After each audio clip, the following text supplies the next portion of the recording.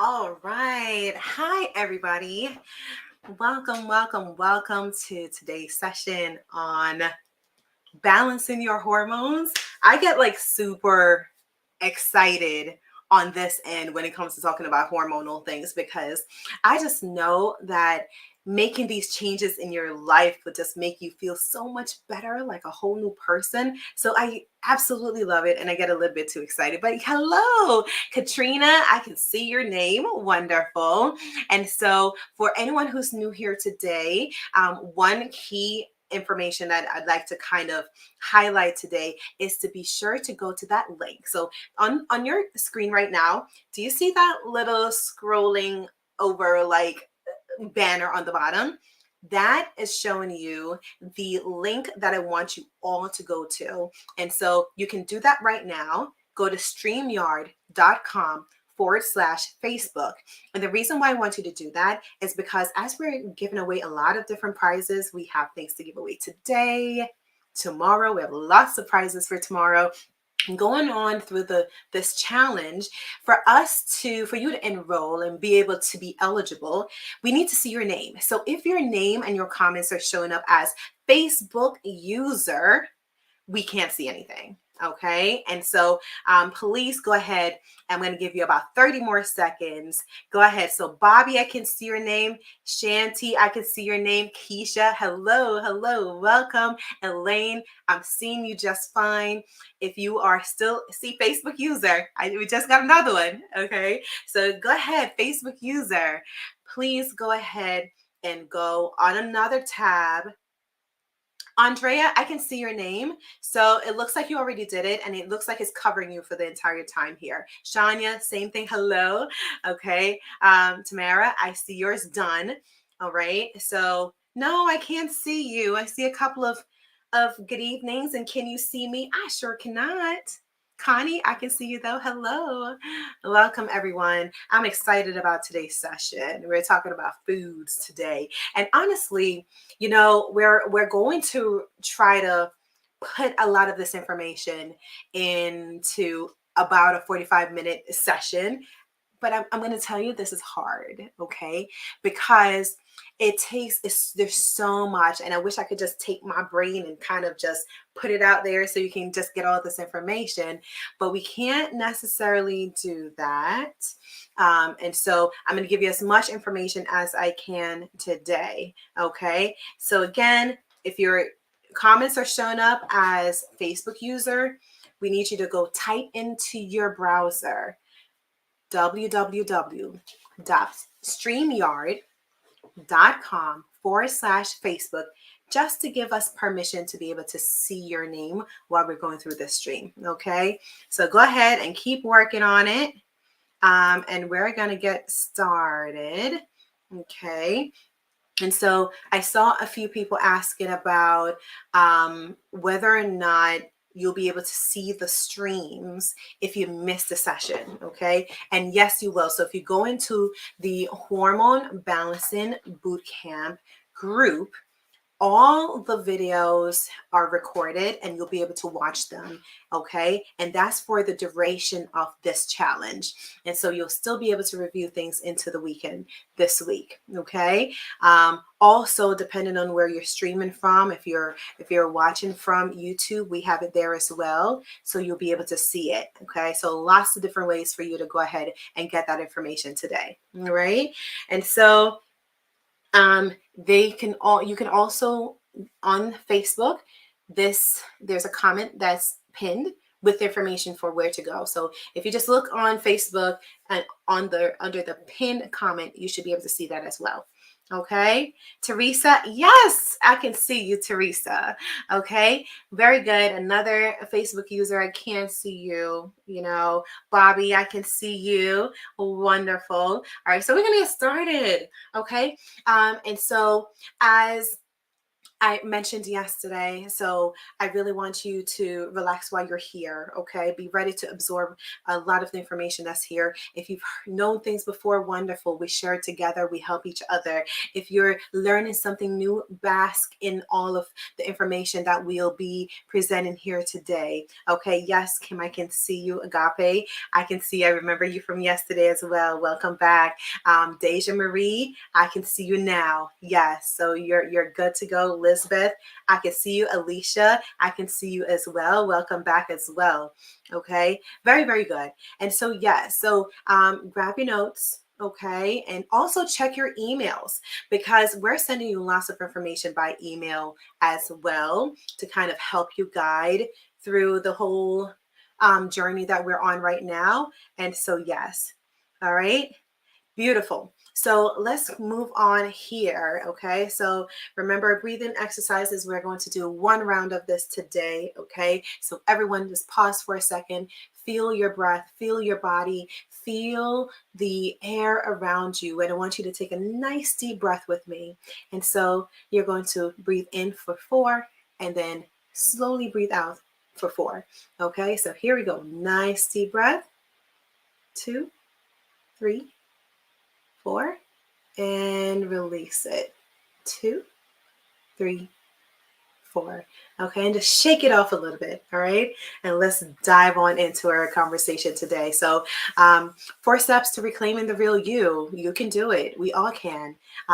And so while we're all having some level and some degree of imbalances in our hormones, you can be the real person. Sometimes our individual person is kind of trapped by the imbalances of our hormones, and we want to release that. We want to reclaim and revive ourselves so that we can live a beautiful, wonderful life. And so yesterday we talked about supporting our estrogen balance, right? Which really encompasses the gut, and we want to remove all the estrogens that are just hanging around, lagging around in our system, holding us back. We want to help to remove that. And so we had a wonderful conversation yesterday, lots of teaching, lots of learning, a beautiful session. And again, if you've missed it, you can go on the group and you can catch that live stream. Okay. And so today we're focusing on embodying your diet and how we'll talk about how this strategically plays into hormone balance. And so, like I said before, there's a lot to cover. And so I'm giving you as much as I can in a 45-minute period of time. So just hang tight and absorb as much as you can. Today, we have a chance of winning a hormone lab test. Okay. And so a very important thing that I like to mention with hormone lab tests is that there are several different ways that you can actually test your hormones. Okay. But the first thing is to know that the symptoms that you have in general is a greater reflection of what's happening with your sex hormones, meaning your estrogens, your progesterones, and your testosterone, rather than a blood test can.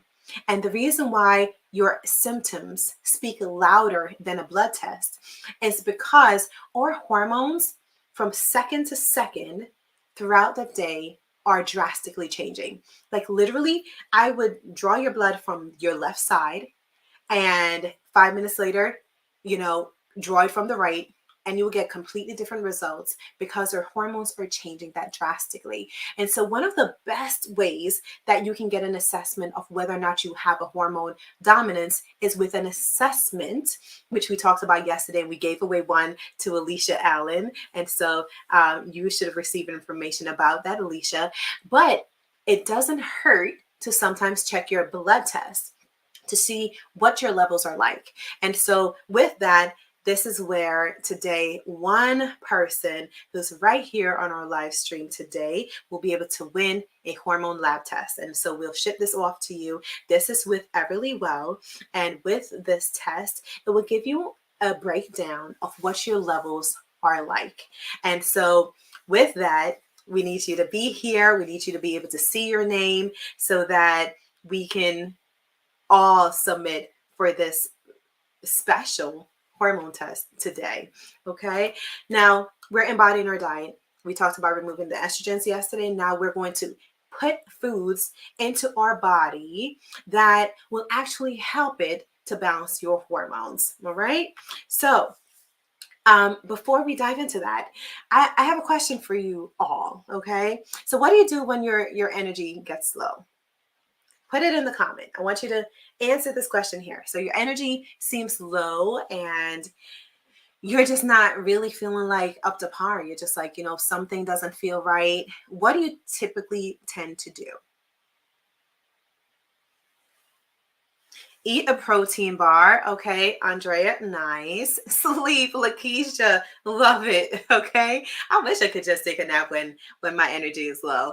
Okay. Coffee. That's what probably a majority of Americans, not sure about others in the world, will do. So absolutely eat chocolate. Okay.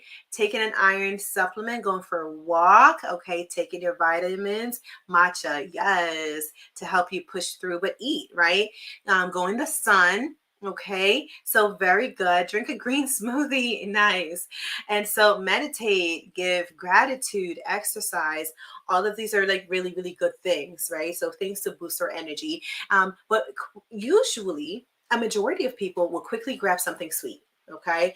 Someone said chocolate or tea. Yeah, we eat something to give us energy, right? You're at work, you're trying to make it through. You are, waking up in the morning and you feel a little bit low. You want to have something sweet. And so we eat these sweets, right? And oftentimes when you add this sugar in your system, it almost instantaneously makes you feel a lot better. And you're just like, oh, I feel like I have a little bit of a spark now. And so these feelings that result from us eating are really coming from the pleasure hormones that gets released in your system when you have sweets. And so some of these hormones, they're called neurotransmitters. They're released in the brain and they are like dopamine, serotonin. I'm sure you've heard of some of these things, and they work wonderfully in our favor to help us give us some energy.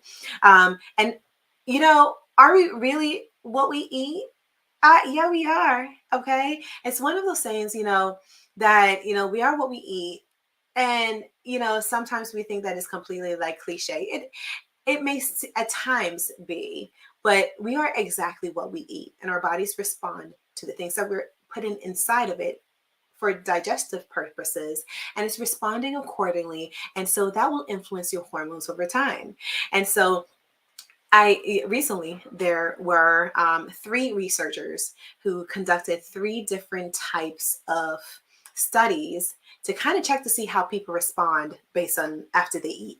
And so one person in a study said, you know what, if you have spice, like a lot of spice. I don't know about you all, but I love spice. I eat a lot of spice. And so what they studied was that if you eat spice, what are the chances that your behavior may change? And it was kind of interesting. I only listed one of the studies here, but essentially they did this one study and they had people eat spicy foods and kind of put on a scale of like 0 to 100, 0 being not spicy at all and 100 being very spicy. And so they'll rate how much spice they typically have in their meals, and then they'll rate what their typical aggression is like. And so what they found is that the more spicy your foods are, the more likely you are to be hot-headed, to be easily irritated, and to have aggression to some degree. Now, I can't say I'm a very aggressive person, but I love spice. So I don't know how true that may apply to everyone, but lots of research is being done now on how our moods change based on the foods that we're eating. And so that makes us now focus in on the gut so much more. I kind of mentioned yesterday a little bit the way that about 70% of diseases that we encounter in life starts right there in our gut. 70%. We're talking about diabetes, we're talking about hypertension, we're talking about things with our kidneys like kidney dysfunctions, we're talking about liver problems. A lot of things, diseases and problems, dysfunctions that we have start in our gut. And so it's important that we feed our gut appropriately so that we can help to ward off and not get some of these chronic diseases, but also to be able to help our bodies function better at the same time. And so in our GI tract, or the gastrointestinal tract, most are in the research world, we sometimes think of this area as our second brain. Okay. And a part of that reason is that whenever you eat, a part of the reason why some people, when they eat a heavy carbohydrate diet or a meal, you start to get the itis, right? Your energy goes down a little bit. Your body will focus on either your brain or your gut at any moment in time. So when you eat your foods, your body now takes a lot of the nutrients and a lot of the blood flow that you have in your body and kind of ships it to your GI system. And so your brain, especially when you eat a high carbohydrate meal, your brain isn't getting as much energy and blood flow anymore. So it causes you to feel a dip in your energy. And so it is like the second brain. And so only one of your brains can actually really work at a time. And that shift just continues from time to time throughout the day. And so with that, the gut is coated with millions and billions of bacteria. We need them there. We want to feed them well. Okay. And so everything that we eat directly affects the gut health and helps with our hormones, or hurts our hormones. And so 90% of serotonin, remember serotonin is one of those feel good hormones, right? 90% are activated inside of the gut. So when we eat a piece of chocolate or we eat something that we super enjoy and we feel really good, that's because in the gut, once you eat this meal, you're activating these feel good receptors so that it makes you feel like a new person. And so with that, it's also good to know that in that gut, in between these receptors, are other receptors for estrogens. Okay, so with estrogens, these receptors will reactivate estrogens in your body. And so if you missed yesterday's session, we talked a lot about hormone dominance, estrogen dominance, and why having excess estrogens in your system can be dangerous for you. And so if your receptors are being activated in your gut and causes your estrogens to become more active, these estrogens are working against us and they're actually putting us in a very dangerous state. And so we don't want to do that, which is why your gut health is so important in this process of balancing your hormones. And so we're going to now dive into different aspects of your diet and things that are important, things that you should do, things that you should remove, things that are crucial to balancing. And so let's dive into this. Let me take a swig of water here. So at the top of the list, and I'm going to talk about this a lot today, is protein. Protein. When we break down and look at macronutrients are the large molecules that we get from our foods, and they're classified into 3 different categories: proteins, carbohydrates, and fats. Okay, so your proteins are your meats. There are your fishes. It is your red meat. It is chicken and turkey, and your steaks is beef, gosh, it's lamb, and just so many different things that we can eat. Those are protein. Carbohydrates are therefore the things that are like breads and pastries and chips and potatoes, things like that. Those are carbohydrates. And fats are like avocado, they're like coconut oil and olive oil, things like that. And so protein, I like to focus a lot on protein because many of us are not eating enough protein per day. Okay. How many of you actually have protein with every meal that you eat? Let's see it in the comments. Every meal for the day. You always have some protein in it.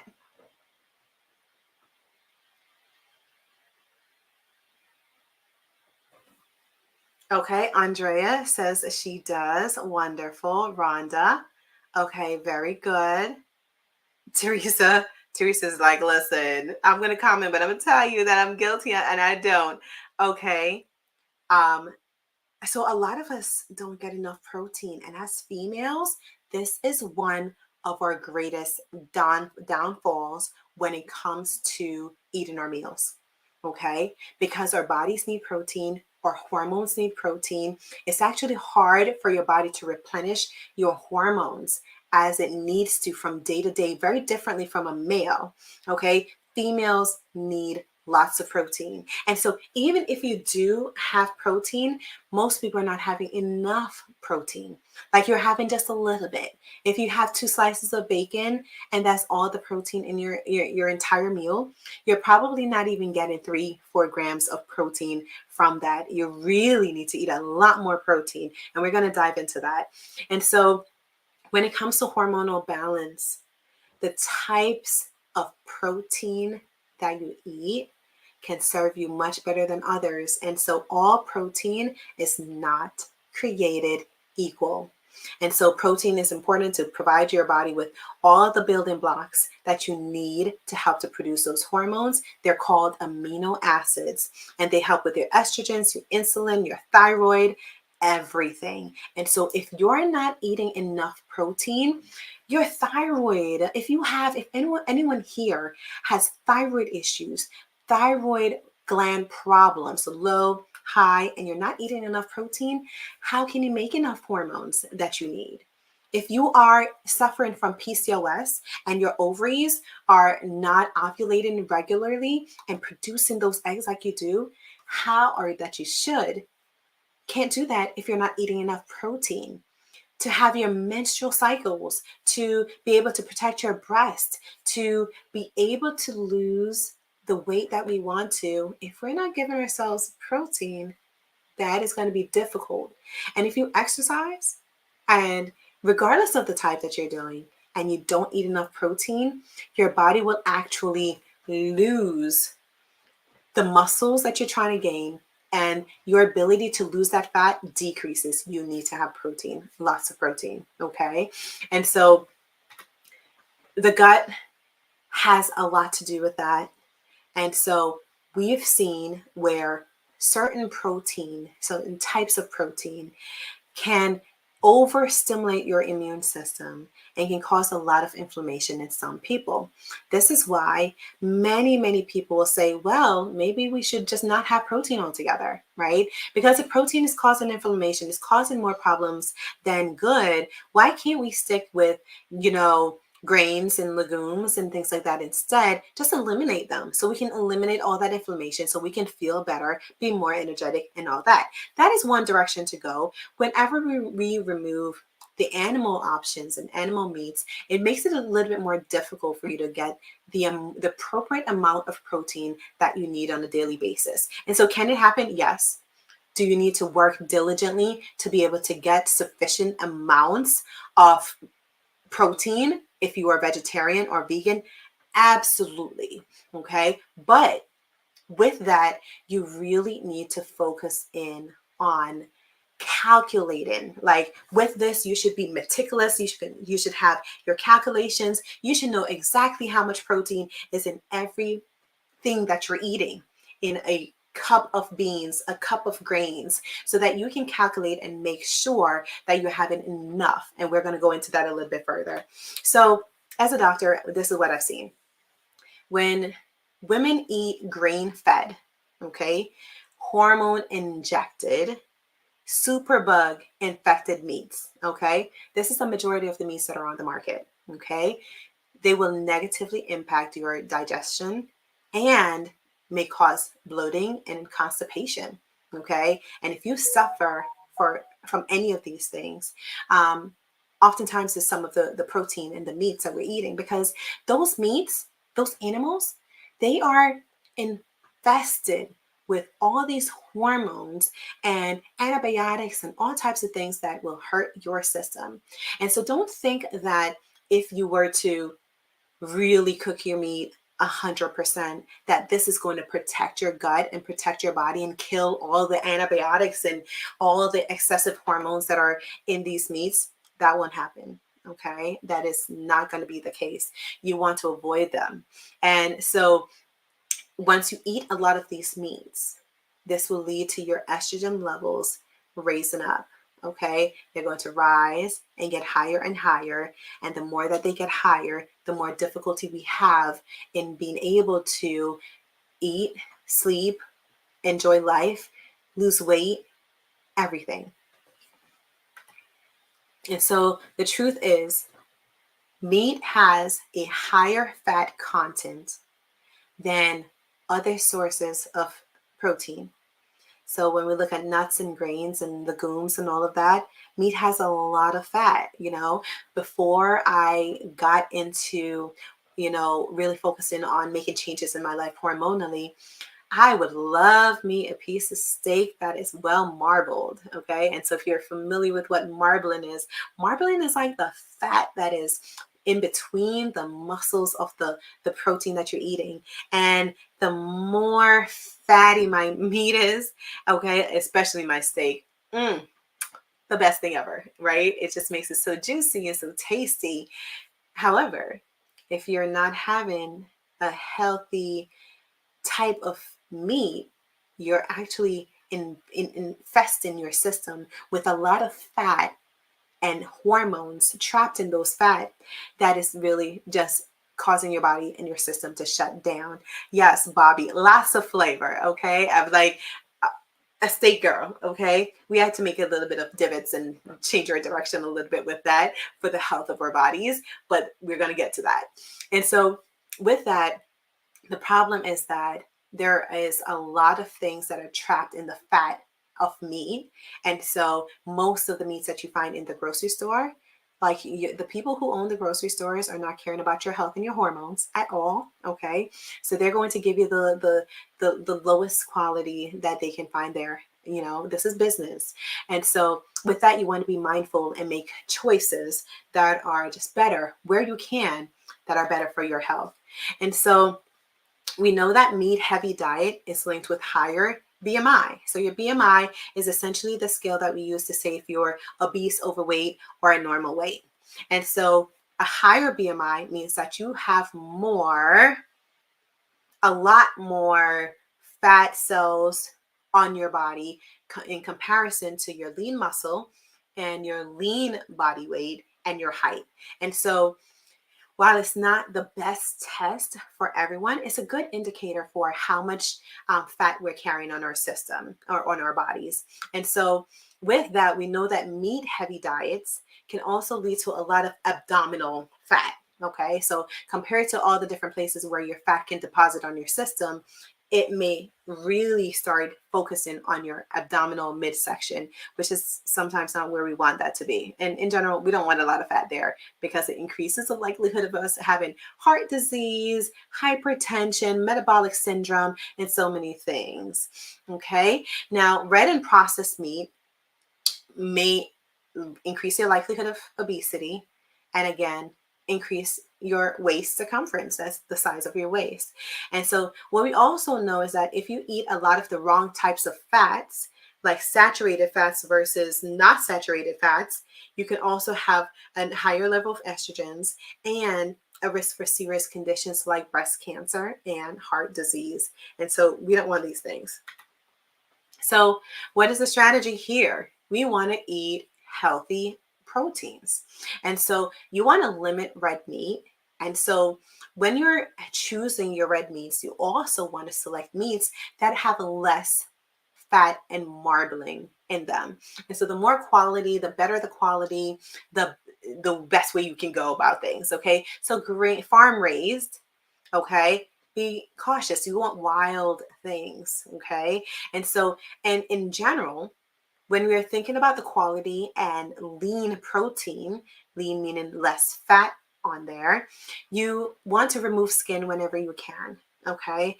Also, growing up in Jamaica, we would often, I loved having my chicken with skin on it. Okay, this is how my life started. Loved it, juicy, tasty. But then as we learn, we do better. Start removing that skin off of your chicken. Okay, remove it all before you start cooking your foods so that you can actually decrease the amount of fats that you're taking in with your meats. And so avoid conventional meat products, okay? And by that meaning that the typical meats that we're getting in the stores, excuse me. So with that, these are meats that are really kind of filled with a lot of growth hormones, antibiotics, pesticides. And some places, depending on where you get your meats, they may actually say, well, you know what? They will give you an information about what types of meats these are. And so stay away from those that are antibiotics. And the way that you know whether or not their antibiotics are in their system is it will tell you antibiotic free. And if it doesn't mention that it's free of antibiotics, then that typically means that there are antibiotics in the meats that you're eating. Same thing with pesticides. We want to avoid a lot of chemicals on your fruits and your vegetables. And so in general, if you can, go for organic, grass-fed, or pasture-raised. This is what you want to do where you can. And so first challenge of today, okay? And so the challenge is for you to eat 25 to 30 grams of protein with each of your meals. Okay, that's a lot of you said that you eat your protein with your lunch and your dinner. Great, that's a great start, but we also want to incorporate breakfast as well. Okay, and so and to give you an idea of what that looks like, if you were to have one egg has about 3 grams of protein. And so if you have 3, you can get to close to 10 grams of protein for 3 eggs, okay? So if you're trying to have 25 grams to 30 grams of protein per meal, if you just had a 3-egg omelet, you're a ways off, right? You need to kind of incorporate more meats with that. So whether that means a sausage, it's sometimes you can even add like a chicken to your protein. You can have bacon as well. You want to go for 25 to 30 grams of protein with every meat. Yes, turkey bacon is a great option as well. Sausages are wonderful. You can have, sometimes I have my leftover meats for breakfast as well, okay? And so I say my gut. My gut doesn't know the difference, right? So if I have my dinner for breakfast, it is okay. So lots of protein, lots of meats with every single meal that you're having. And so I kind of gave you a little bit of a breakdown here. And so if we take a look at this kind of gives you an idea of how the amount of protein that is in certain ounces of the foods that you're eating. So if you're going to have like ground beef, for instance, you want to go for 80% lean or more. Okay. And so 3.5 ounces, which if you ever measure your food, I measure my food and my protein, it's about 100 grams of beef would give you about 25 grams of protein. Okay, and so that's the aim in every meal. And so if you were to have chicken, for instance, 3.5 ounces of chicken will give you about 25 grams of protein. The same thing with your eggs, okay? And so you can look at your salmon, your steak, tofu, turkey, quinoa, cheese, things like that. And so there are different ways. And don't ask me where I got my 3 from. So eggs are really somewhere around 5 to 6 grams of protein per egg. So you've got to add a few of them to be able to get to your total protein there. But this gives you an idea of what that breakdown is for grams. So if you were to have a nice piece of salmon, you're at about 20 grams. If you have tofu, you've got to work up the amount of tofu you're having, because in general, 3.5 ounces only gives you 8 grams of protein. So you'd want to triple that to give you a sufficient amount in that meal that you're having. And so this is a nice little table to kind of use for that. And so now is there a time for our giveaway. And so we are going to have Jasmine join us. And so be sure that if you haven't gone over to StreamYard.com/Facebook, you can see it on your screen. This is a good time to do that so we can see your name, because we are going to go about giving away our lab hormone test today. All right, so Jasmine, take it away. Can't hear you. I just said that. Oh, y'all, I'm so sorry. every time. Anyways, I hope you guys are having a good evening. Dr. P is dropping the knowledge gems, and it has been amazing just listening. So we're gonna get to the nitty gritty, because I know you guys want to win this giveaway.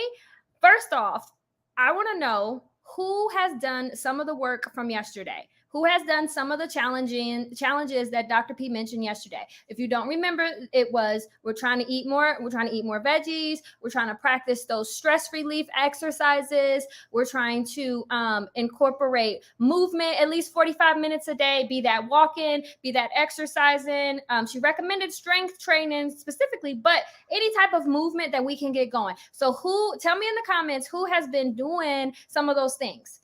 I want to see. I saw, okay, you had a smoothie.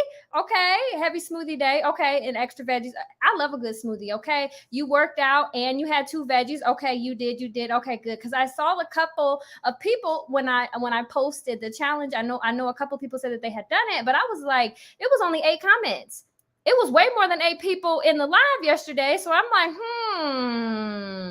okay. I'm glad to see. Okay, you went walking. Walking is always wonderful. So then now here's the giveaway question. If you are struggling, or if you have not done the challenges, and even if you have, what is holding you back? What do you feel like is holding you back from achieving everything that Dr. P has challenged you to so far?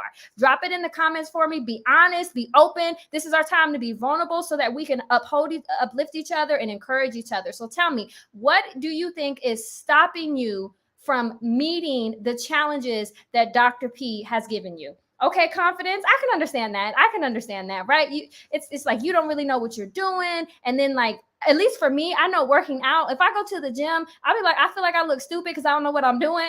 And I'm worried about what other people think about me. So I can totally understand the confidence piece. I get tired so fast. I understand that too. And it might be a thing of being a little bit more creative. You need 45 minutes for the whole day, right? So maybe we do 10 minutes here, 10 minutes there, and we have to break it up into intervals, right? We got to get creative sometimes with those types of things. I missed yesterday, but I plan to watch the replay. Okay, Teresa, yes, it is available. In the featured section at the top of the group, of the Facebook group, the weather. Oh, Lakeisha, it's not good weather where you are. Accountability partner. Okay. Connie, low energy mindset, and I have a food allergy, so I'm limited there. Oh man, I understand that.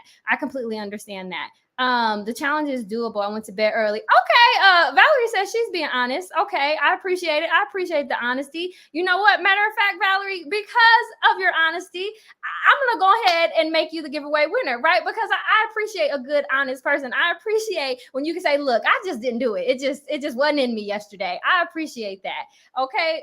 What else do we have here? Depression. Oh, Joy. I've dealt with that too. I've dealt with depression. Actually, as a mom of 5, I've dealt with postpartum depression a lot. So I can completely understand that one, Joy. But yeah, Valerie, congratulations. You are the giveaway winner.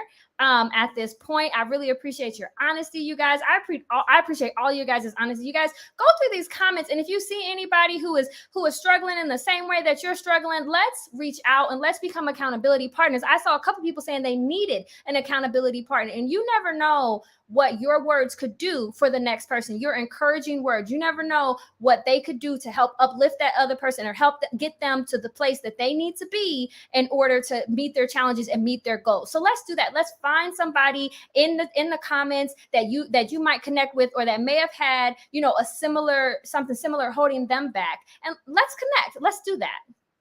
Hey, Dr. P.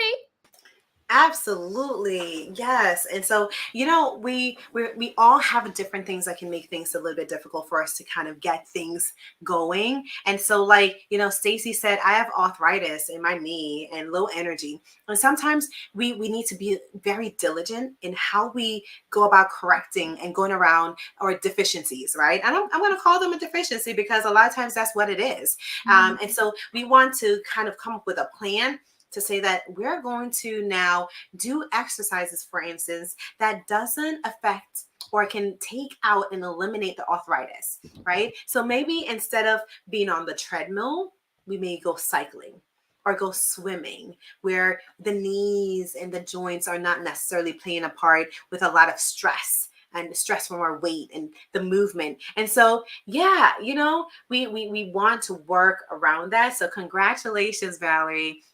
Very excited for you. And so you send us an email to support@callmedrp.com. Okay. And we will get that test in the mail on its way over to you. There's lots of instructions with that. There are 2 different ways that hormone testing can be done by blood. And so one way is by doing an at-home test like Everly Well. The second is by going to your doctor's office and asking them to draw these labs for you.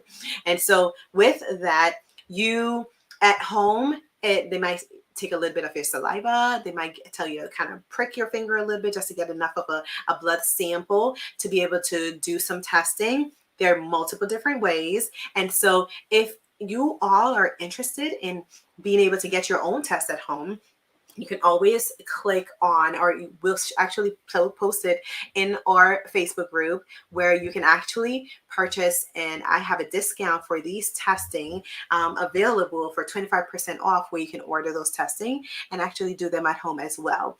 And so outside of that, the best way to test your hormones to see if you have a dominance is to do so by an assessment more so than a blood level. And so if you're just like, well, I don't necessarily want to get a blood test, or I don't have insurance, I can't go to the doctors or something like that, that's not a problem, because an assessment, which is what we gave away yesterday, and anyone on this session or anywhere can really do an assessment at home and get results right away. That is one of the best ways that you can do. And I love the fact that, Vilka, you are here talking about cauliflower rice with chicken for dinner. Sounds so good. I can't wait to get to mine once we're done here.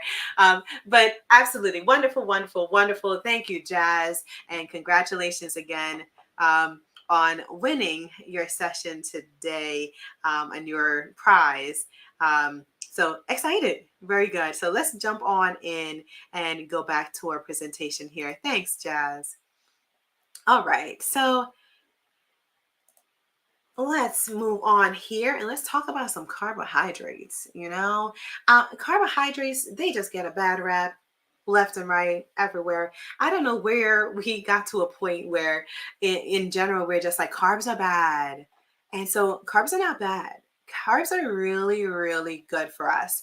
Carbs are where we get our first source of energy. Okay, so if you were to go up the stairs, like a flight of stairs, your body, out of the three different macronutrients, we're talking about the protein, the fats, and the carbohydrates, your body will first go and find a carbohydrate in your system hanging around to help you out. And so it's not going to a protein, it's not going to a fat, it is looking for carbohydrates. And so if you happen to have low carbohydrates, like you don't have any stores or any available in your system, then you start to feel weak, tired, without energy, because you cannot easily pull your energy from carbohydrates because you don't have enough. And so people, when we're on like a keto diet, for instance, they may have this issue where, especially initially in the first couple of weeks of trying it, you start getting headaches and you feel lightheaded and your body just does not feel well because you don't have energy readily available.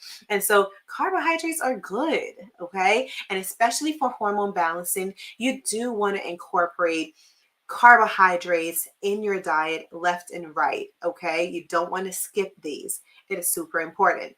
Now, we need to choose healthy carbohydrates, the best types, because just like all proteins are not created equal, the same thing with carbohydrates.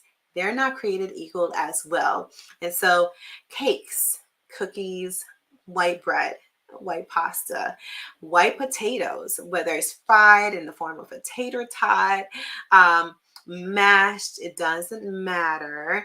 All of these deep fried foods, they help to promote your sugars being completely unstable, leading to insulin resistance, but more so to hormonal imbalances. And they make it more difficult for you to be able to lose weight, maintain weight, and be the person you're trying to be.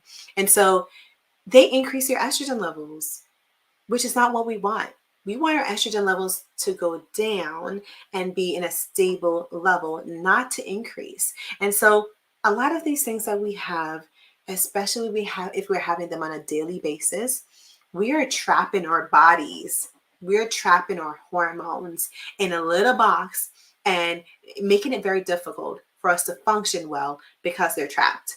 And so we want to avoid those. And so the second challenge today, this one is hard. And I know you all are just going to be like, Dr. P, it's hard. I know it is hard. But for us to be able to get to a state of balance, we have to do a little bit of a challenge and do things that are not necessarily easy. We want to challenge ourselves and find it within us, okay? So the challenge is to avoid all white carbohydrates, okay? All of them. And so in the chat, I see Bobby is talking about our baked potatoes, baked sweet potatoes. Okay, baked sweet potatoes are amazing. And if you ask me, if you get to the point that you can bake a sweet potato and you're not adding the sugar and maple syrup or honey and different sugars to it, right? A sweet potato is really a sweet potato. And it is one of the best, best, best things that you can eat as a good supplement to you having the white carbohydrates. And so, yes, excellent option. And so while we're here talking about not eating white carbohydrates, I know we sometimes get into like a slum and we're just like, well, what else can we eat? If we can't have white rice and white bread and white potato pasta, What else can we eat? So let's share some comments in here. So we know a sweet potato. Okay, you can make a sweet potato in the grill. You can make it in the air fryer. You can make it on the stove. You can do all of that. So what other options can you think of that would be great to replace the white carbohydrates that we technically or typically tend to have? And so, yes, Bobby, yes, your sweet potatoes with cinnamon, amazing. Okay, brown rice, wheat bread, yes, even wheat flour, excellent, excellent, excellent combination of things there. Very good. Whole grain pasta, yes. And sometimes we can even get pasta that is made from beans and different things that are pretty amazing as well. So whole grain pasta, zoodles. I love zoodles. And so more difficult to make at home unless you have the device that helps to kind of make them for you. But zucchini noodles are amazing. Brown rice, yes. Whole grains. Quinoa, my favorite. That's for my dinner tonight. Shiitake noodles, good. Cauliflower rice, yes. I love cauliflower rice, and I make it like brown, like fried rice. So I'll scramble some eggs to get that protein, and kind of cook it up with my vegetables. And it cooks in like less than 5 minutes, which is like the most amazing thing. And it tastes pretty amazing too. So yes, cauliflower rice is a great, great option. Protein pasta, yes. Raw coconut wraps for bread, yes. Good. Chickpeas pasta. Yes. Yes, I know, Tarsha, this will be hard, but I'm up for the challenge. And so here's the thing. If you, these challenges that we're going through from day to day, if you were to do these things, even over 14 days straight, I'm telling you, your body and your energy, I mean, just amazing. You'll start to see the weight starting to go down. You'll see that your abdominal area just starts to shrink. And so in my mastermind, we, so many people are just like, they just lose so much weight. They feel so good because we go through these challenges together, and we actually physically and like together with accountability go through this journey together. And you'll be amazed how just making such a simple switch of just taking out the white carbohydrates will do so much to help your body be in its best shape ever. And so, yes, it's a tough one. And so sometimes it takes a little bit of planning, but you can do it. So that's challenge number 2 for today. All right. So let's now talk about dairy. I'm just going to, before I even talk about the reason, no dairy. Okay. This one is going to be tough. So I'm going to tell you a couple of things that I want you to, I'm not going to challenge you to, but I want you to. Okay. So it's like a challenge, not a challenge. And so no more dairy. Can you get rid of the dairy? Can you please cut it out? No more dairy. I used to have, before I go to bed at night, I would have a whole bowl of cereal. Oh my gosh.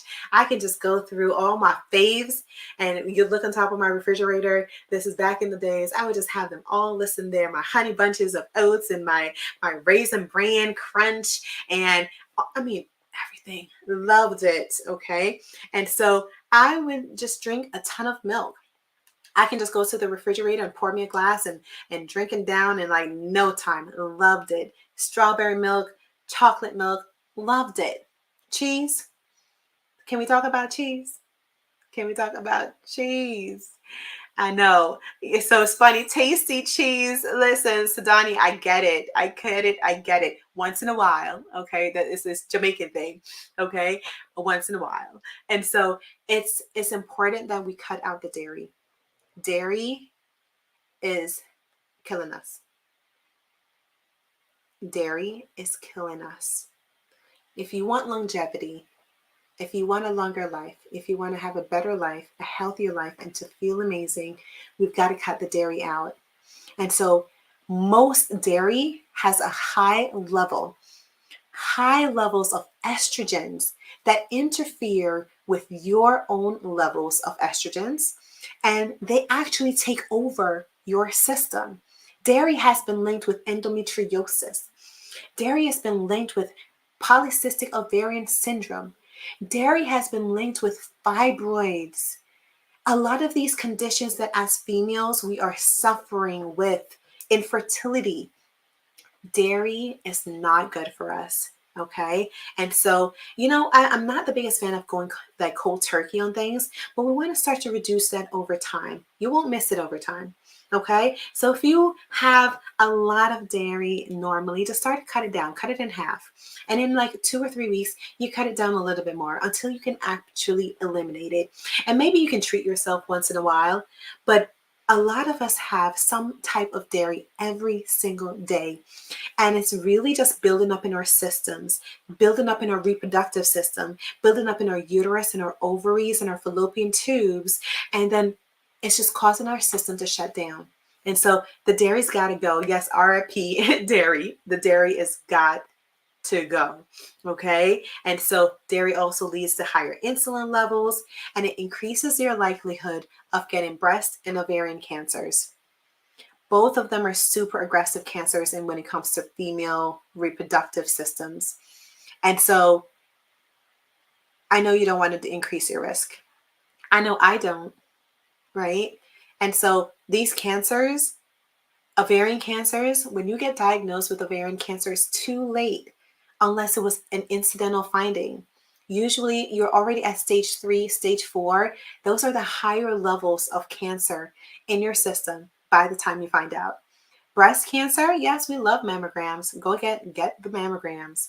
Beautiful things to do. However, mammograms don't prevent you from getting breast cancer. It just helps you to find it early so that you can have a better prognosis, so you can have a better outcome. But there's nothing to prevent us from getting breast or ovarian cancer that you can get a prescription for or that you can find there. You want to eliminate the sources of the problem. Okay. So no more dairy. Okay. All right. Wonderful. And so soy. Does anyone here eat soy?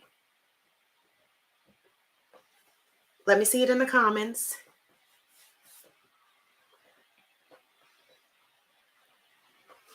Anyone eating soy?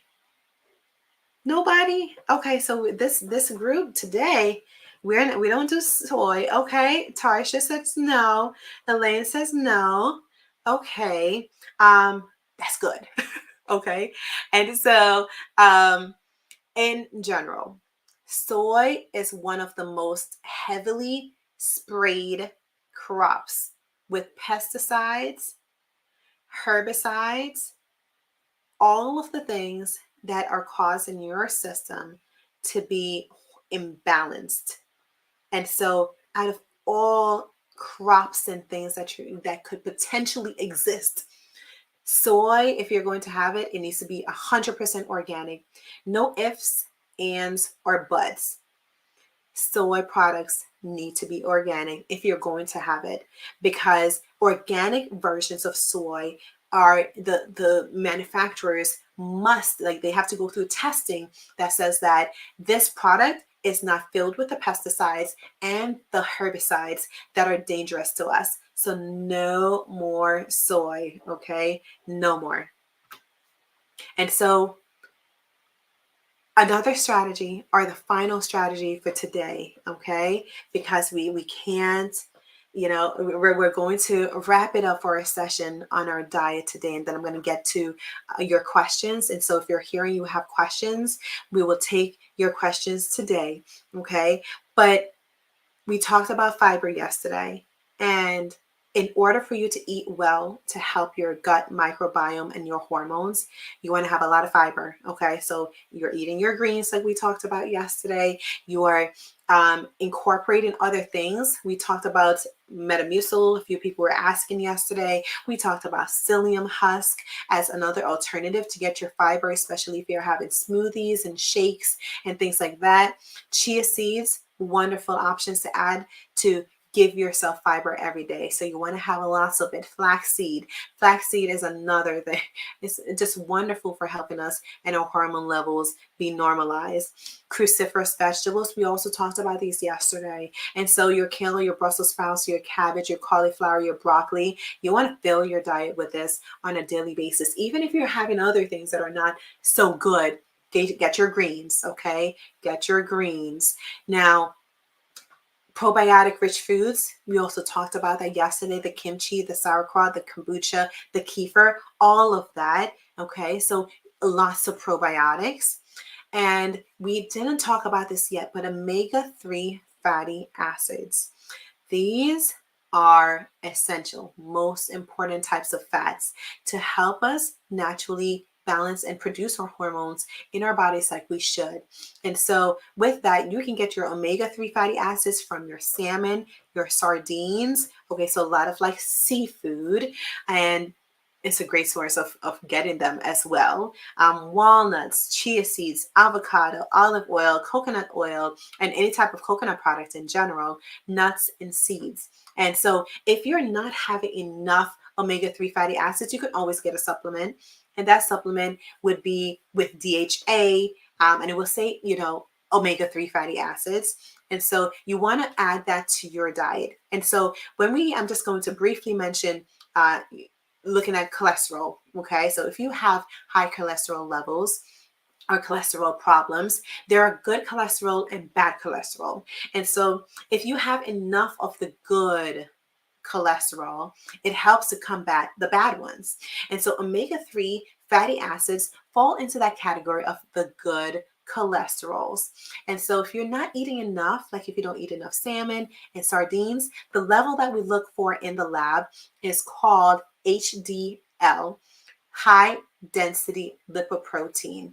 And so when your high density lipoprotein levels are really high, it usually is a reflection of you having seafood, or you're having fishes like salmon and sardines, and it helps the bad cholesterol be lower.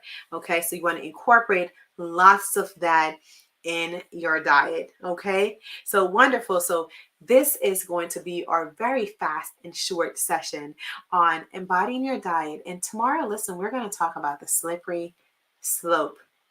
Okay, the slippery slope. It doesn't sound so fun, right? But I'm not going to dive into it too much, but these are super important. Out of everything, and everything we talk about is important, but I love the session that we're going to cover tomorrow, because these are now things around us that are really trapping our internal system that you might not be aware of. And we're going to dive into that tomorrow. Okay, so make sure that you're here for that. And so now I'm going to open up the floor to some questions today, and hopefully you've learned a bunch. And so I'm excited to see what we're asking. Jazz, what do we have? How many grams do you recommend of protein with a bariatric patient? So with a bariatric patient, because you are not able to take in your protein all at once in a bigger meal, the way that someone without the surgery may be able to, I recommend that you're going to split your meals. Instead of you having 3 meals for the day, you can have 6 meals for the day.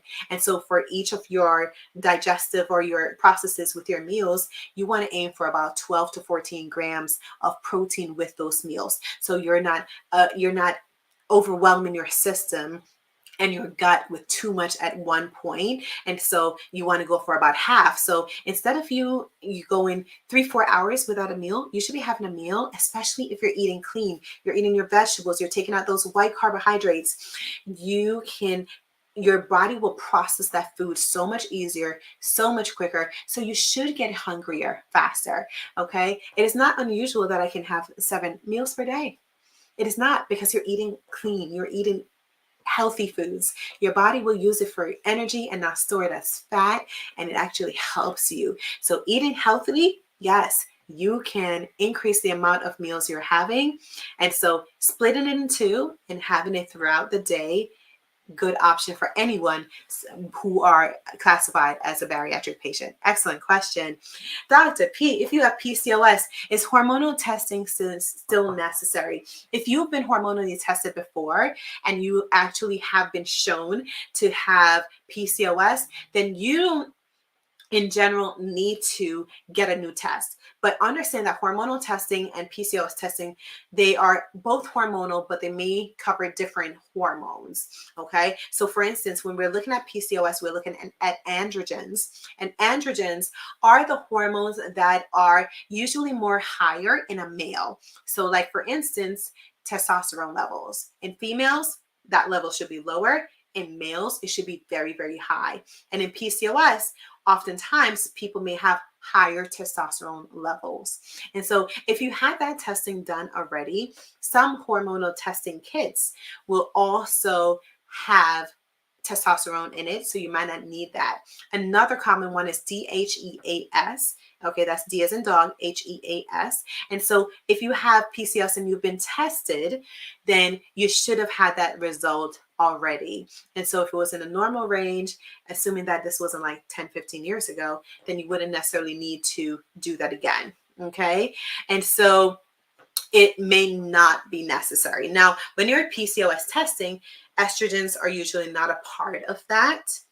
Progesterones are usually not a part of that. Thyroid testing, not a part of that. And a lot of hormonal labs may incorporate some of these testings as well. Okay, so good question. And that's Facebook user. So I don't know who you are. Andrea, isn't cauliflower rice still white though? No, because cauliflower is classified as a cruciferous vegetable. And so it is, we're looking at cauliflower and we're saying it doesn't have the green aspect as broccoli does, spinach does, kale does, asparagus, but it's actually filled with fiber, and it's a very healthy vegetable that doesn't have the green component to it.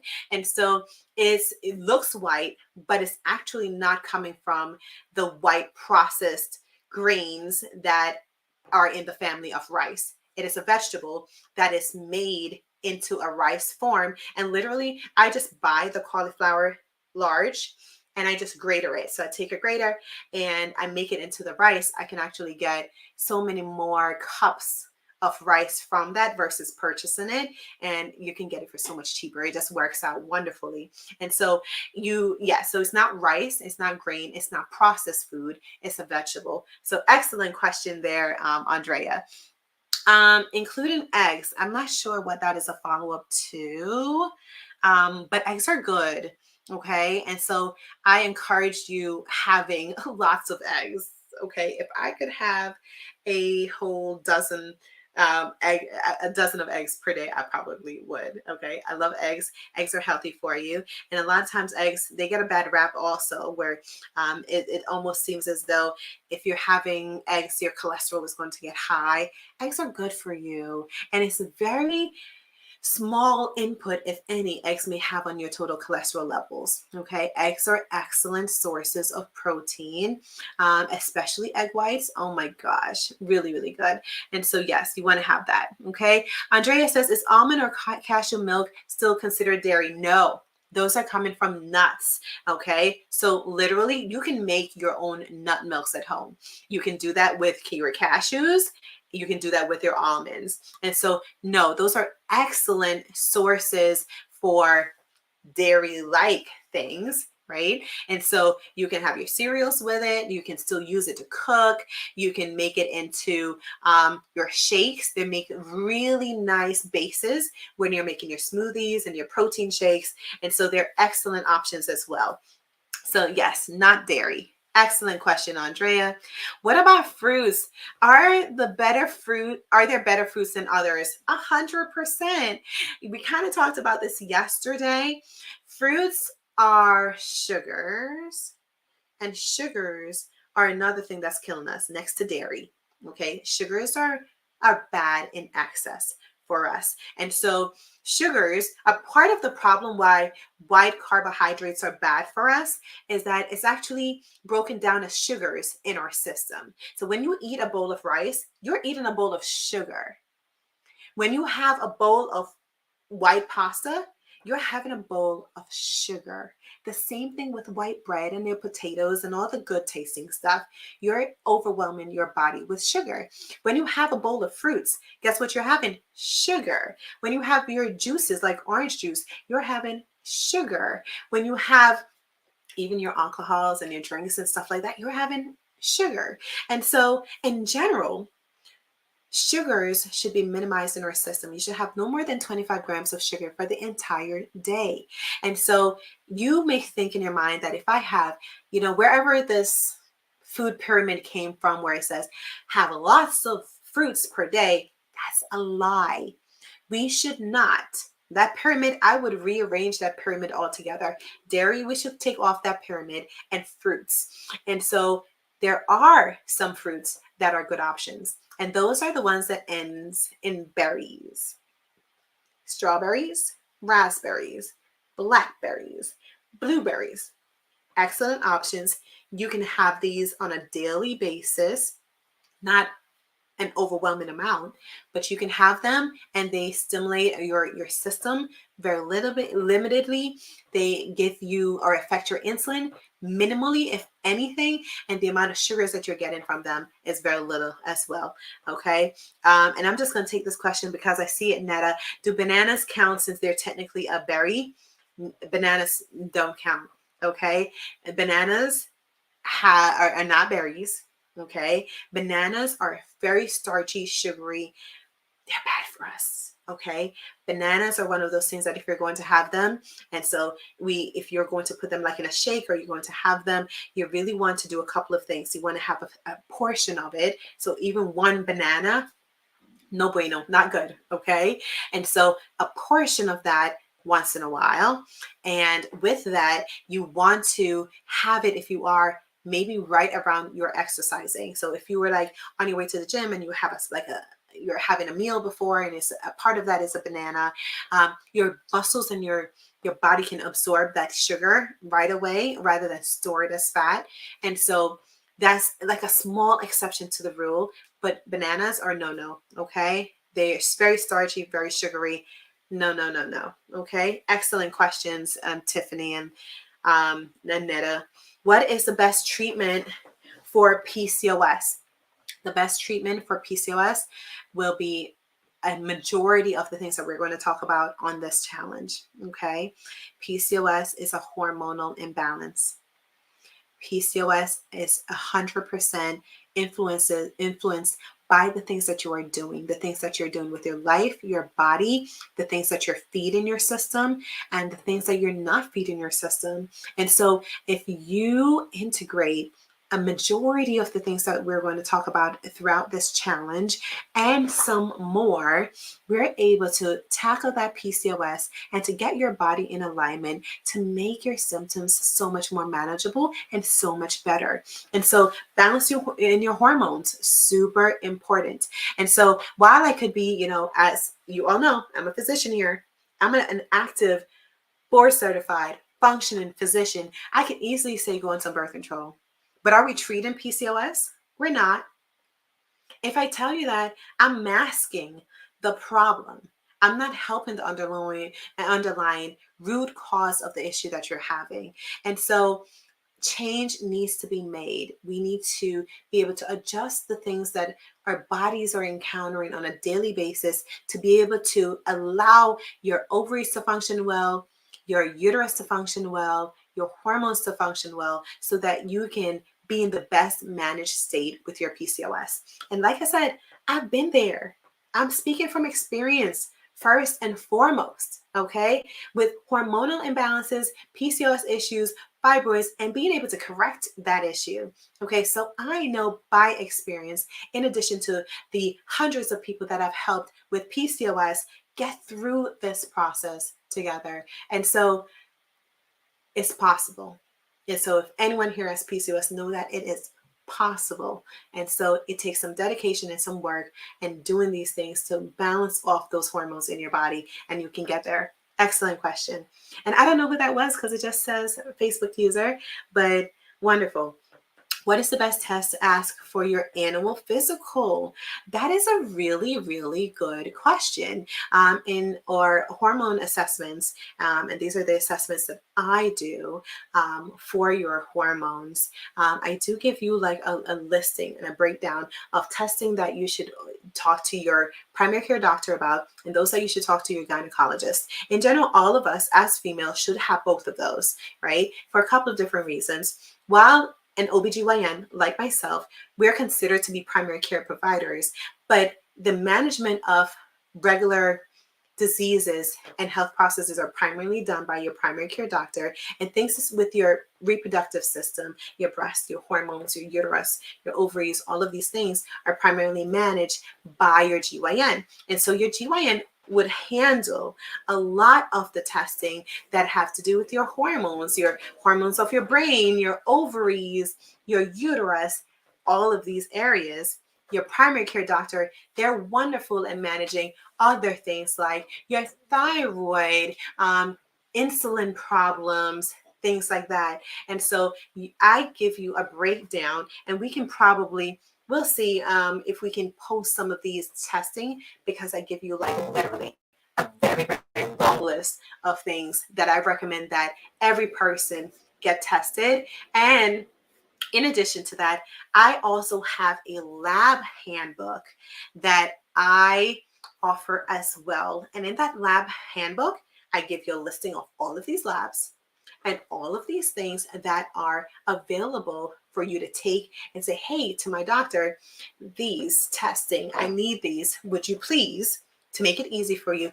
And in my lab handbook, I break down all the results of these testing. So you know what to do, and what, like when your levels are high, when your levels are low, how to actually make changes, and what it actually means for your body, how your body feels, and signs and symptoms that you should look out for. And so I will, if we don't put this into the group, I'll present it and give you the information and the link for that handbook if you would like to get that as well. Okay, excellent question. And so when you're going for your annual, this is a good thing to kind of keep with you, to keep, checked off, to make sure that we're doing the things that we ought to do to stay on top of our health.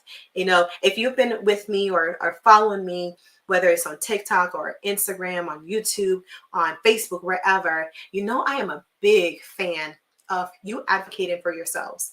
A part of the reason why I spend time on social media, I spend time in these sessions to educate and to talk to you, is because I want you to advocate for yourselves. Because when you go to the doctors, you will barely have 5-10 minutes with them to be able to really discuss your life, what's happening, your changes and your symptoms, and to really learn how to prevent those things from happening. And so because I know this, I've come to the community at large and I'm saying, hey, I'm here and I just want to help you to do and to live your best life outside of the doctor's office, because I know I'm a physician. I get it.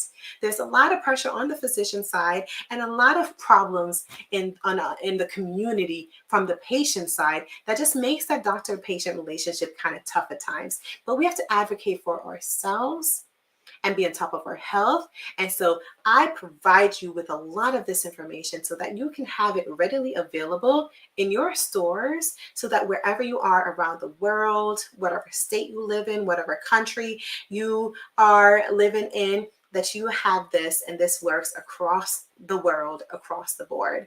Okay, so yes, excellent. What is the best way to eat an egg? That's a good question. I really love that question, Teresa, because you can make an egg in a lot of different ways, and it all depends on how you're doing that. So if you're frying an egg, but you're frying it in vegetable oil, bad. No, you just completely killed your egg. Okay, and it's no longer beneficial for you. And so if you're making it, and you're making it now with olive oil, you're making it with coconut oil, you're using avocado oil, we're okay. We can go ahead and we can fry it, we can scramble it. Boiling an egg eliminates the fats that you can add to your egg that can make it not as healthy. And so boiling might be a better option, but it's not necessarily as tasty, and you don't have to stick to one form of an egg. Okay, you can go ahead, and if you've never poached an egg, you can do that. You can even bake an egg if you wanted to, okay? And so there are lots of different ways that you can have it, but what's more important is what you're adding to it. So as long as you're not overwhelming your egg with things that are unhealthy, you're okay with your eggs. Okay, excellent question. So the best way is how you enjoy it. Okay, final answer. Very good. I'm allergic to eggs. Can you suggest an alternative? And so you can really, if you don't have any limits with any other types of meats, Connie, remember you can get your proteins in a lot of different ways. Okay, and so do you know, are you allergic to the entire egg? Are you allergic to the yolk? Are you allergic to the egg white? And so if you've tested and you kind of know, you can always substitute and get that portion only if you like to go with eggs. Okay, and if not, there are egg substitutes as well that are available on the market. And so if you go into your refrigerator aisle at the grocery store, you'll be able to see those in the egg section as well, if you're trying to get something that is egg-like.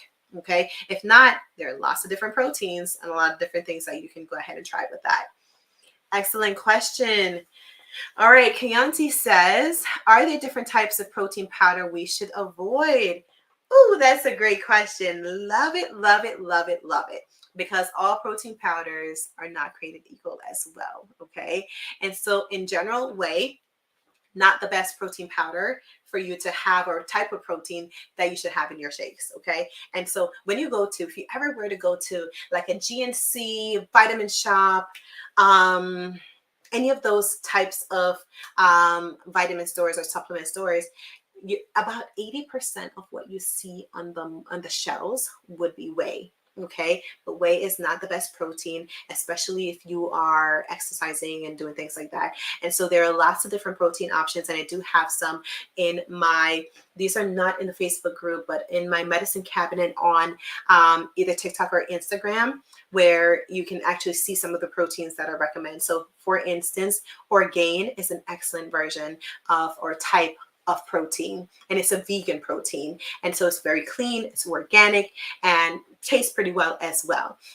There are other protein brands like True Nutrition, and I love True Nutrition primarily because you're able to customize the type of proteins that you get. So you can get your protein powders customized, so you can get egg whites if you like to. If you want protein powder based on beef, you can do so. And so there's a lot of variety, but it is clean protein. And so those would be the top two that I'd recommend for you. Okay, excellent question. What about IUDs? Would you say they throw your hormones off? That's a great question. And so IUDs do not throw your hormones off. Okay, first off, there are 5 different types of IUDs. 4 of them are hormonal. I kind of talked about a little bit about the hormones yesterday at the end of our session when it comes to exogenous hormones, which I want you to be mindful of. And so in general, you want to stay away from birth control options, and I don't recommend it for everyone. Hormones that are birth control that includes estrogens, because estrogens, if you have too much, hurt your system. And so I'm going to stress this throughout the challenge. You want to stay away from estrogens if you can, okay? And so it's not always possible. Sometimes we need it, but we want to stay away from estrogens the best ways. And so IUDs do not have estrogens in them. Out of the 5 types that we have the Skyla, the Kylena, the Liletta, the Mirena, the Paragard. None of them have estrogens in them. And so 4 of them that do have hormones have the progesterone hormone only. And so progesterones are protective. Progesterones are good. Progesterones help our bodies, helps our uterus, helps our system. And especially if you have any kind of medical condition, progesterones are a safer option that doesn't influence your hormones or those conditions much. So you're safe being on them. If you're on the Paragard IUD, there's no hormones in there. No estrogens, no progesterones, nothing at all. And so if you go on that option, Great, because there's no hormones being released in your system at all. So excellent options. Out of all birth controls, IUDs are one of the top when it comes to balancing your hormones and being in a good state. So excellent. Is steel cut oatmeal okay? Absolutely. And so most people don't even know about steel cut, okay? But out of all forms of oatmeal, steel cut is the number one that you want to go for, okay? Especially when it comes to your hormones. Now, steel cut takes forever to cook, okay? But again, if we're making changes in our lives, we don't necessarily want quick and easy, right? We don't necessarily want that 1 minute made oatmeal. We want the things that are going to help our bodies best. And so steel cut oatmeal is an excellent way to go. So good option. Very good. And you can also, with this though, how I typically will make my oatmeal, I'll do this like oatmeal, steel cut, or muesli. I'll just add protein powder to it, okay? It's an excellent way to add in your protein to your meals if you're just having a bowl of oatmeal. Add some protein powder, and believe it or not, it will give it a nice little creamy flavor that doesn't take away from anything that you're eating. If anything, it adds the protein that you need to let it last longer in your system and to help your hormones better and to help you just shrink that and lose that weight as well. Okay. Is feta cheese okay? Well, no. And so, and I was thinking about how I'm going to answer that. Okay. We want to stay away from the dairy. Number one, okay, and the feta cheese is no different. And so if you're going to have it, you want to have it minimally and just a little bit here or there. So you don't want to, you want to kind of remove the dairy from the diet the best way you can. And so that's includes the feta cheese as well. Excellent question. All right. I have a childhood friend who got diagnosed with PCOS while trying to get pregnant. Her doctor told her, eat and treat her body as if she has diabetes. Excellent what's the word, recommendation. Okay. She did it and lost weight and got pregnant within a couple of months. So I love it, Connie. I love it. Okay. And so everything that we're talking about, that we talked about today, really works for people who are diabetic. I'm a pre-diabetic. Okay. And so I told you, I've already told y'all about my whole life. It's just a matter of a couple of days. And so I recommend that we eat like a diabetic, okay? But again, eating like a diabetic, we often think that carbs are bad. There are 4 categories of carbs that are bad: white rice, white potato, white bread, white pasta. There's so many other carbohydrates like we've been talking about today. And so if you stick to the healthy and appropriate carbohydrates, that's diabetic or not, you'll be able to do just that. You'll end up losing weight. I'm telling you, you don't have to be on a strict diet where you're cutting out major food groups. Everything we're talking about today does not eliminate, except for dairy and things like that. That's not a food group, okay? Does not eliminate those food groups. Have your proteins, have your carbohydrates, have your fats. You're just going to choose the appropriate ones that would allow you to do just that. And so she got pregnant within a couple of months. Look at the difference one change makes. And I've seen this so much in the people that I work with, like the women, I call them sisters, my sisters that I work with. I see that so much where you'll make such a major change in your life and get pregnant and achieve the things that you want to achieve. So Connie, excellent comment there. All right, what else do we have, Jazz? Anything else? I was about to say that was the last question that I saw. So I wanted to do a last call. If you have any more questions and you want to put them in the chat so Dr. P can answer them, let me know or let us know. Otherwise, awesome. So wonderful session today, everyone. And so, yes, we're going to call it a day for today. I hope you learned something. And we're going to gear up and put these challenges into place. Go ahead and start implementing them in your lives. And we're going to meet back here tomorrow at 7 p.m. Eastern Standard Time. And we're going to talk more about the things that you're going to avoid and keep diving deeper into how you can go ahead, balance those hormones, and be the better version of you. All right, everyone. I hope you enjoy. We'll see you tomorrow. Okay. Have a good night.